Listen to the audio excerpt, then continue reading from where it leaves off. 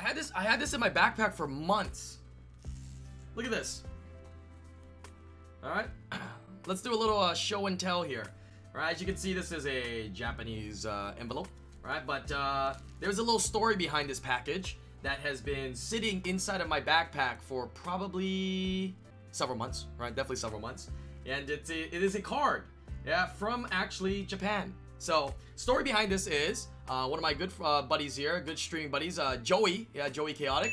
He is a IRL streamer that travels the world. He was actually in Japan, and he was going around during this time, just before TwitchCon, and he was going to all the different card stores and checking it out, and he messaged me on Twitter, and he was like, hey, help me out, like, you know, are these cards good? Should I buy some stuff? And he went around, and he actually saw this particular card, which I'm about to show you here.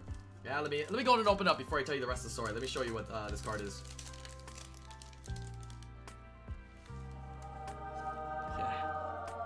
It's a base set Charizard.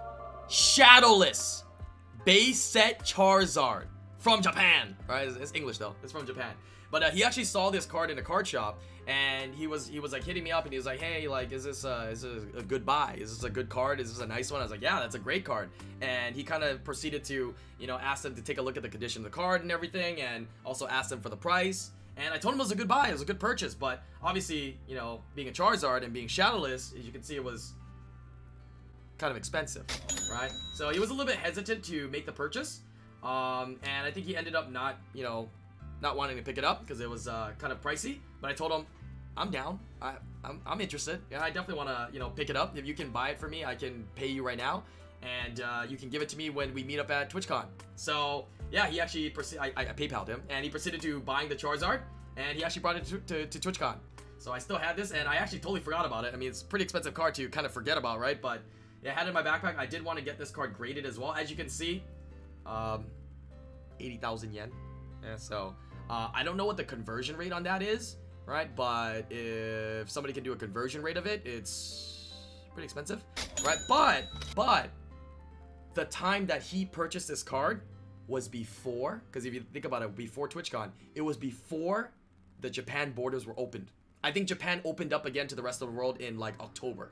So because of that, I believe the yen was very weak compared to the dollar. So I actually got this for like 600 bucks, maybe 500 bucks, 500, 600 bucks, 500 something. I forgot exactly what it was, but it was a pretty good deal, mostly because of the conversion. Now, as you can see, this card here, I'm going to take it out of the top loader, is not in the greatest of conditions, but I think that it would be, you know, decent enough to be potentially like a, you know, 6 or a 7. Or I think 7's maybe pushing it. And even if it ends up being a 6 or I don't know, maybe even a 5, I think it's quite nice. I do collect Charizards, not too many, but I do like to collect Shadowless Charizards because I think that they're kind of cool. The story behind Shadowless Charizards are, these are exactly the same as first edition Charizards. The only difference is there's no first edition stamp. And you might be going, okay, well, you're a freaking idiot, Island. Obviously, that is. But what I mean by that is, it was printed in the same run.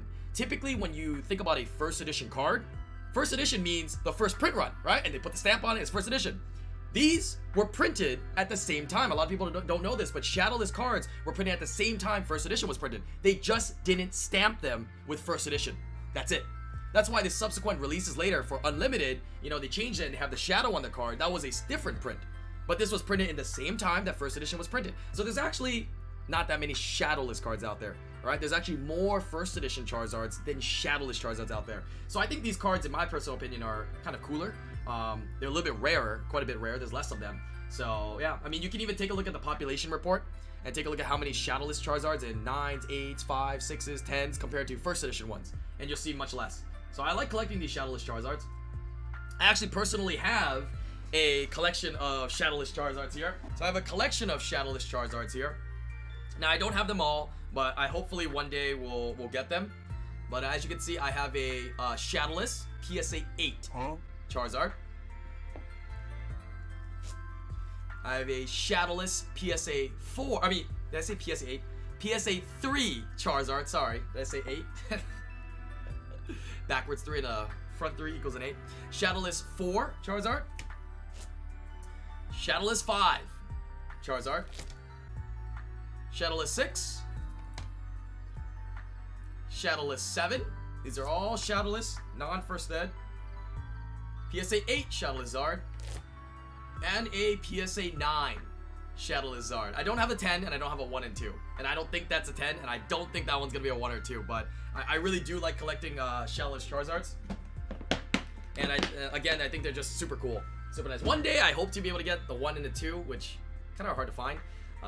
As well as the 10. The 10, I know some people with it, but it's a little bit too expensive. So I've kind of avoided going for that purchase, I guess, at least for now. I have a couple other random Shadowless ones. I also have a BGS 8 Shadowless Charizard, and I have a BGS 9 Shadowless Charizard. It's a pretty strong one too. It's a 958599, so not the lowest possible. So I do like these Charizards, and I think they will do well over time. All right, because I think it's the most iconic card, and it is of a print run that is, you know, rare, and a little bit more story behind it than the first edition one, right? Even though there's a lot of hype around the first edition Charizard. So yeah, beautiful card, man. So I think this particular card, though, I did also tell Joey the main reason I wanted it, not just because it was a pretty solid buy, again with the yen conversion, but the main thing is something I really like to collect is not just a specific card, not just because if it's a specific Pokemon, even though I have favorites, not just because if it's a specific artwork, but the things I like to collect the most are things that have a story behind it. And, you know, sometimes that might be a story behind the actual card and how it was made and how it came to be, but also, in particular, a story behind how the card was obtained. So, I thought this was kind of cool because, you know, it was just kind of a fun moment to always look back and remember that, you know, he was in Japan, he was looking up cards, I was hanging around with him on that stream, and he ended up picking this card and bringing it all the way to TwitchCon for me. So, I'm going to get this card graded, and it'll definitely be in the personal collection forever. All right? This is what I like to collect. Right, I like to collect memories. That's the way I enjoy collecting. All right, some of you guys might like to collect the most hype cards. All right, some of the most cool cards, but I like to collect memories and I like to collect stories. So this will definitely, right, have a story and a memory behind it. So where should I send it though? CGC, PSA? Definitely not. I don't think I'll be sending it to BGS, but nonetheless, gonna get this graded, and we'll see what it does and how it does when it comes back. I guess we'll take a look at it in more depth here. Let me show you one last time. Right, you can see the condition. There's some scratching on this Charizard here. As you can see, top right, it's got some scratching as well. But like I said, even if worst case scenario comes back like a PSA 5, that's totally fine. Right? These Shadowless Charizards are still quite expensive. We can see some edge wear there. Right, corners. Yeah, but like I said, nothing major. Right? When I got this card in hand, I didn't see any major flaws with it, like dents or creases or anything like that, so I think it'll be okay. Maybe we'll get lucky and get a 6. 7 is a little bit of a stretch, but yeah, 5, 6 is probably gonna be what it is. But who knows? Maybe we'll be surprised. Let's put it in a new sleeve though. Anyway, shout out to Joey. All right, thanks for helping me out and picking up this card in Japan. Definitely the card I will not soon forget.